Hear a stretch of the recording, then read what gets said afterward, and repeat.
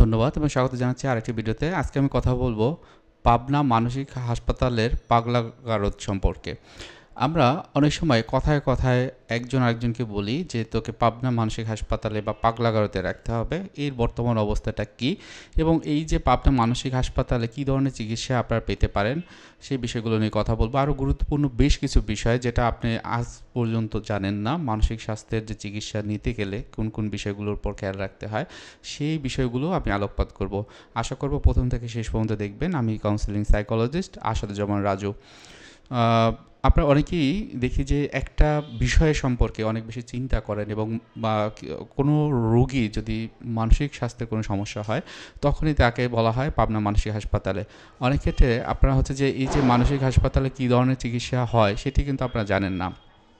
মনের রোগ বা মানসিক সমস্যার জন্য দুই ধরনের প্রফেশনাল থাকে, সাইকিয়াট্রিস্ট এবং সাইকোলজিস্ট। এই দুই ধরনের প্রফেশনালদের মাধ্যমেই মানসিক সমস্যার যে কোনো ধরনের যে রোগ বা ডিসঅর্ডার সেগুলোকে সমাধান করা যায়।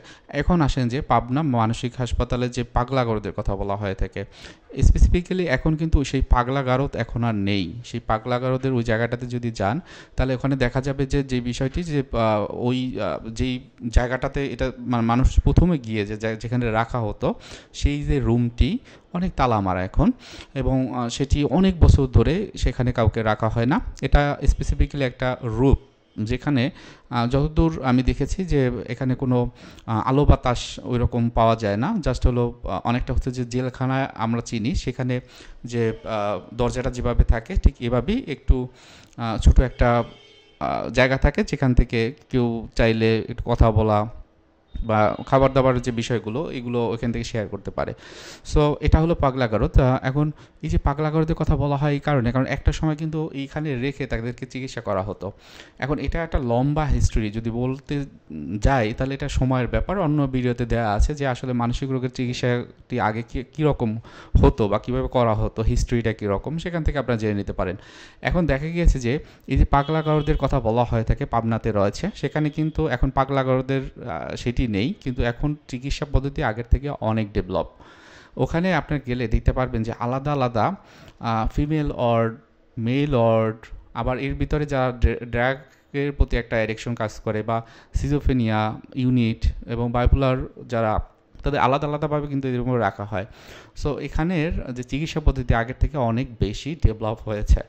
এখন একটা বিষয় হলো যে এখানে যারা হচ্ছে যে ভর্তি হয় তাদের কিন্তু কিছু সিস্টেমের ভিতর দিয়ে যেতে হয়। যেমন আপনি এক কথায় যদি বলেন যে পাবনা মানসিক হাসপাতাল পাগলাগারদে তোকে রাখতে হবে, কিন্তু এখানে যে আপনি চাইলেই কেউকে রাখতে পারবেন না, আপনি নিজেও থাকতে পারবেন না।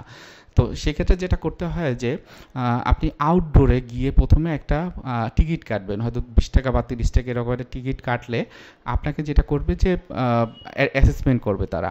হয়তো এমন হতে পারে তারা যখন বোর্ড বসে আপনাকে অ্যাসেসমেন্ট করবে, অর্থাৎ আরও বেশ কয়েকজন সাইকিয়াট্রিস্ট থাকবেন, ওইখানে সোশ্যাল ওয়ার্কারও আছেন, তিনিও থাকবেন।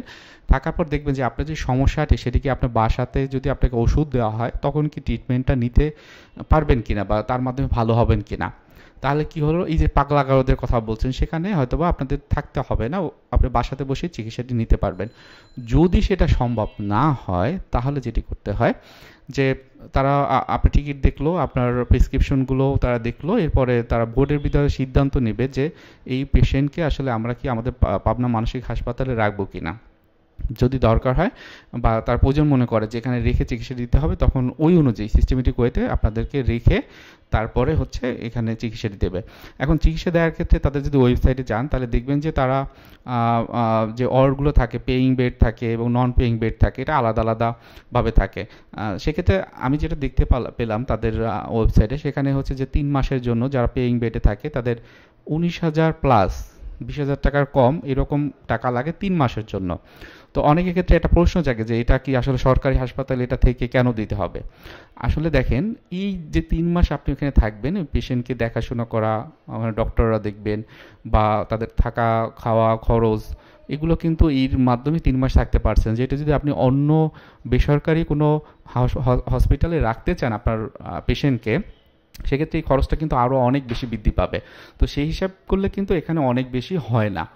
আর চিকিৎসার ব্যাপারে যেটা আমি জানি না এখন তারা কি করে, আমি প্রথমেই বলেছি যে 2 ধরনের চিকিৎসা লাগবে। একটা হলো সাইকিয়াট্রিক ট্রিটমেন্ট, যারা মেডিসিন দিয়ে এই চিকিৎসাটি করবে, আর একটা হলো ওষুধ ছাড়া যে চিকিৎসা, যেটাকে কাউন্সেলিং বা সাইকোথেরাপি বলা হয় থাকে।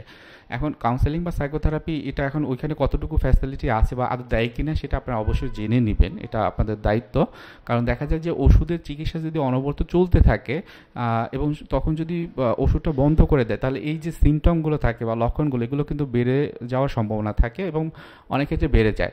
সেক্ষেত্রে যেটা হয় যে কাউন্সেলিং বা সাইকোথেরাপি নিতে হয়, যেটা ওষুধ ছাড়া চিকিৎসা, এবং এটা সিস্টেমেটিক ওয়েতে নিতে হয়। যারা প্রফেশনাল কাউন্সেলিং সাইকোলজিস্ট তারা এই বিষয়টিতে দক্ষ এবং তারা চিকিৎসাটি দিয়ে থাকেন। তো আপনারা যারা পাবনা মানসিক হাসপাতালে ভর্তি করাতে চান বা প্রথম বা এক কথায় বলে দেন যে পাগলা করে দিয়ে রাখতে হবে, তাদেরকে মাথায় রাখবেন যে আপনার ওষুধের চিকিৎসা এবং ওষুধ ছাড়া দুটি চিকিৎসাই লাগবে। শুধুমাত্র পাবনা মানসিক হাসপাতালে ভর্তি করিয়ে যে চিকিৎসাটি আপনাকে পাবেন বা পেতে হবে, ব্যাপারটি এরকম না। আপনি অন্যান্য যে হসপিটালগুলো রয়েছে, সরকারি হসপিটাল আরও আছে, national institute of mental health care centre, যেটা হলো যে NIMS বলা হয় হসপিটাল, সেখানে শ্যামলীতে অবস্থিত। সেখানে আপনার এখানে ইনডোর আউটডোরের ফ্যাসিলিটি আছে। আপনি চাইলে সোহরাওয়ার্দী মেডিকেলে, যেটাও এর কাছাকাছি হচ্ছে শ্যামলীর কাছাকাছি, সেখানে আপনি দেখাতে পারেন, কলেজ গেট বলা হয়ে থাকে।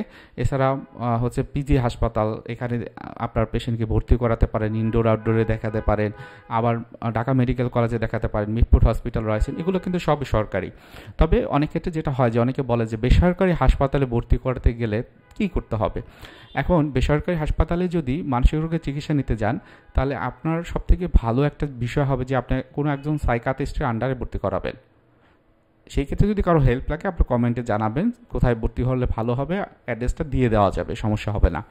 তো সেক্ষেত্রে অনেকের হয় যে পেমেন্টটা কীরকম হয়, কত টাকা লাগবে, সেটাও কিন্তু আমাদের এই যে ইনবক্সে যদি আপনি দেখেন যে অন্য যে ভিডিওগুলো থাকবে সেখানে কিন্তু লিঙ্ক দেওয়া থাকে, সেখান থেকে আপনি জানতে পারবেন বেসরকারি হাসপাতালে মানসিক রোগের চিকিৎসাটি কীরকম নেওয়া যেতে পারে। মোট কথা, পাবনা মানসিক হাসপাতালে হলেও আপনাকে অবশ্যই কাউন্সেলিং, সাইকোথেরাপির সাথে ওষুধের চিকিৎসা নিতে হবে। এবং সেই যে পাবনা মানসিক হাসপাতাল অনেক আগে যেরকম ছিল এখন সেই রকম নেই। এখানে এখন থেকে অনেক ইমপ্রুভমেন্ট এখন হয়েছে। সেখানে ফুলের বাগান রয়েছে, বড় বড় বিল্ডিং আছে, সেখানে মানুষজন থাকার যে পরিবেশটা আছে, খাওয়া দাওয়ারও এখন হয়তো এমনটা হয় অনেক সময় আপনারা নিউজ পেপারে দেখবেন যে বিভিন্ন রকমের আসে যে তাদের থাকা খাওয়া যে খরচটা সেটা কিন্তু আমরা বিয়ার করতে পারি না, সরকারিভাবে অনেক সময় একটু সমস্যা হয়। তো যাই হোক, এটা কিন্তু আসলে একটা প্রচেষ্টার বিষয়, যেটা আসলে ভবিষ্যতে হয়তো বা এমন হবে যে খুব অল্প টাকার ভিতরে এখানে চিকিৎসা দেওয়া সম্ভব হবে। তো সেই জন্য আমাদের অপেক্ষা করা ছাড়া আর কোনো উপায় নাই। আর যদি এরকম হয় যে আপনার ইমিডিয়েট কোনো চিকিৎসা চান এবং ভালো একটা চিকিৎসা চান, সেটি তো আমি বললামই, কোনো একজন সাইকিয়াট্রিস্টের হয় চেম্বারে অথবা তার হসপিটাল সে যেখানে বসে সেখানে বসে আপনার ইনিশিয়াল যে অ্যাসেসমেন্টগুলো বলবেন। এবং যদি এরকম হয় আপনার পেশেন্ট আপনি নিয়ে আসতে পারতেছেন না, সেক্ষেত্রে আপনার যারা গার্ডিয়ান থাকে অন্তত তারা গিয়ে এই বিষয়টা নিয়ে কথা বলবেন। সেক্ষেত্রে একটা কাউন্সিলিং সাইকোলজিস্ট বা ক্লিনিক্যাল সাইকোলজিস্টের কাছে আপনারা যেতে পারেন। তারা প্রপার ওয়েতে আপনার এই পেশেন্টকে কীভাবে ডিল করতে হবে সেই অনুযায়ী আপনাকে গাইডলাইন দিতে পারবে। সো আজকে এখানে রাখছি। মূলত পাবনা মানসিক হাসপাতালের নিয়ে অনেক রকম কিউরিসিটি থাকে, জানতে চান, সেখান থেকে আমি বললাম। আর পাবনা মানসিক হাসপাতালে পাবনাতে অবস্থিত, আপনারা জানেন। পাবনা সদরে গিয়ে আপনি যে কোনো রিক্সা বা অটোতে আপনি কিন্তু এখানে চলে যেতে পারবেন খুব সহজেই। এবং এখানে গেলে ইনডোর এবং আউটডোরের যে ফ্যাসিলিটিগুলো সেগুলো পাবেন। ইনডোরের একটা নির্দিষ্ট টাইম আছে, আপনি যতটুকু সম্ভব 1টার ভিতরে ওখানে থাকার চেষ্টা করবেন টিকিট কেটে। এবং আউটডোরের বিষয়টি সেটি আপনার উপরে হয়তো বা নির্ভর করবে না, ওখানে যারা স্পেশালিস্ট থাকেন বা ডক্টররা থাকেন তারাই এটা নির্ধারণ করে দেবে যে এই পেশেন্ট কি আসলে ইনডোরে রেখে চিকিৎসাটি দিতে হবে কিনা। আজকে ভিডিওটি এখানে রাখছি। যদি ভালো লাগে লাইক, কমেন্ট, শেয়ার করবেন। এখনই সাবস্ক্রাইব করে রাখবেন। ভবিষ্যতে মানসিক স্বাস্থ্যের যে কোনো রকমের তথ্য আপনারা এই আমাদের ভিডিওর কমেন্টের মাধ্যমে জানতে পারবেন। আশা রাখি। সবাইকে স্বাগতম এবং আসসালামু আলাইকুম।